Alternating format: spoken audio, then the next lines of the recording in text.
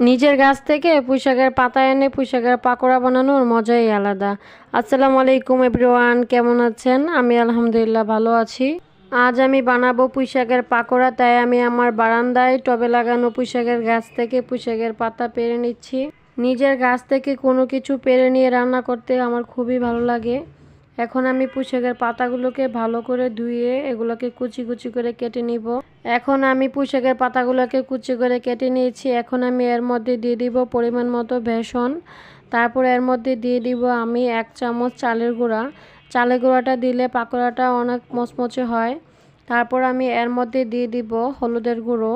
তারপর দিয়ে দিব মরিচের গুঁড়ো। এরপর এর মধ্যে দিয়ে দিব আমি ধনিয়ার গুঁড়ো।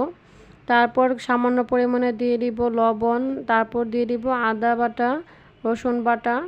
তারপর আমি এর মধ্যে দিয়ে দিব কেটে রাখা পেঁয়াজ কুচি। তারপর দিয়ে দিব কেটে রাখা কাঁচামরিচ কুচি। এখন আমি সবগুলোকে একসাথে মিলিয়ে এখন আমি এর মধ্যে দিয়ে দিব পরিমাণ মতো পানি।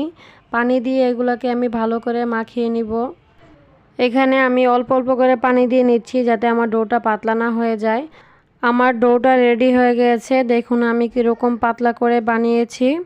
এখন আমি এগুলোকে বানিয়ে নিব। প্রথমে আমি একটি কড়াইয়ের মধ্যে তেল গরম করে নিয়েছি। তারপর আমি একে একে ছোট ছোট করে পাকোড়াগুলোকে দিয়ে দিলাম। এখন আমি এক পিঠ ভাজা হয়ে গেলে এগুলোকে আমি উল্টিয়ে নিব।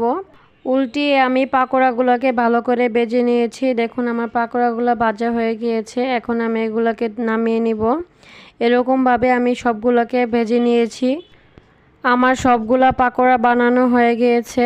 দেখুন পাকোড়াগুলো দেখতে কত সুন্দর লাগছে।